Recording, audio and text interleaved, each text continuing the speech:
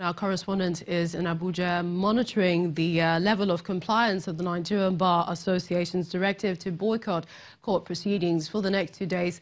Amaka Okafor, please go ahead.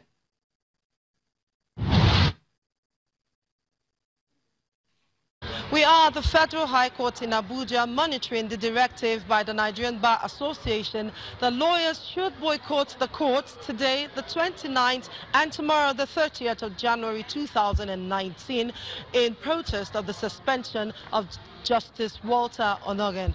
As it is, lawyers are coming in and out of courts, while some lawyers are waiting for the judges to commence sitting in some of the courts. But we found 2 courts where lawyers were asked to take dates. It is not clear why the judges are not sitting.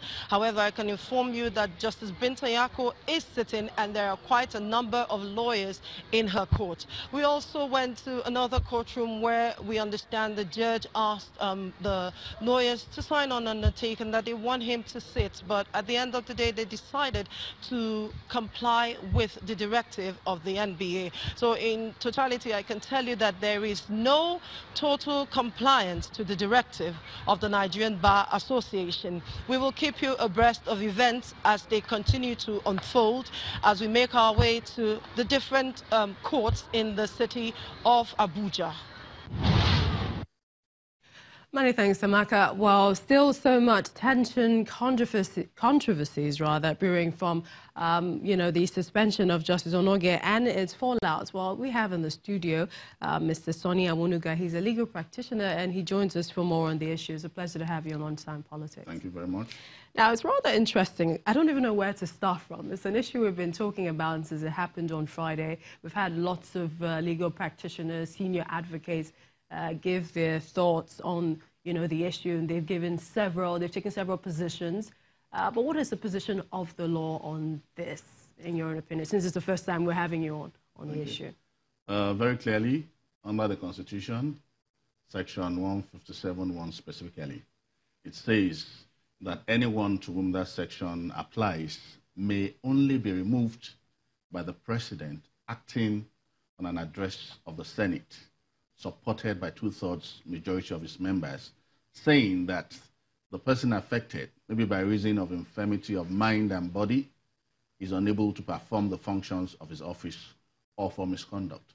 Of course, the next section, 157(2), it describes the people to whom the section applies. You have INEC and all that. You have the NJC there, which covers the CJ. Meaning, of course, if we're using that section, the CJ cannot be removed from office unless in compliance with that section. There was no resolution of the Senate, much less a majority or 2/3. How about the suspension? Now, the suspension is not even recognized in the Constitution. It might be a lacuna from the framers, but I think the framers of the Constitution, no matter how good the Constitution is, it cannot solve every problem. The human element is there. Because, for instance, the CJN is the highest judicial officer in the land. They will expect that if at all is going to leave office, it must be for reason of infirmity of mind or body, or maybe for misconduct at the highest level. Likewise, Section 292, which is more explicit, 292(1) subsection 1A, it says that the CJN may not be removed from office. It's the same requirement, unless that one now uses shall. The other one says it may only be removed, but in 292(1AB there is shall, and shall means it's emphatic. You can't bend it.